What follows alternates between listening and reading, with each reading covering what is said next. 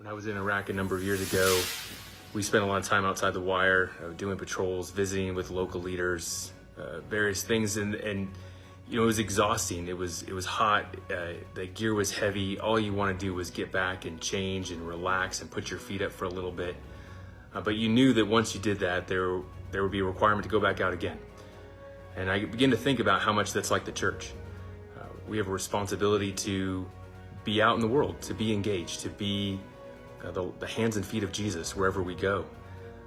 But we also need to rest. We also need to recover. This week, in our final installment in our series about We Are, the life of Christ Fellowship, we're going to be looking at the tension between we are a house church, we are a place where people can come and rest and refit and recoup, but we're also missional, and we're also called by Jesus to be out in the world and be involved. And we'll get exhausted, we'll get tired, we'll get beat up, but then there's a chance to come back.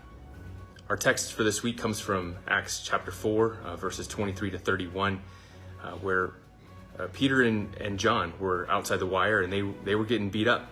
Life was not easy. They were being harassed and even told not to preach Jesus any longer. But then they came back. They came back to the church. They re-engaged, they reconnected, they prayed, they encouraged one another, and they prayed that they would be able to go back out and do it again. And so this week, if you get a chance before Sunday, take a look at that text and let us know your thoughts.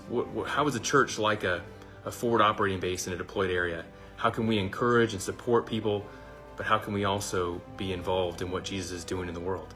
That's our challenge this week, and I hope to see you there.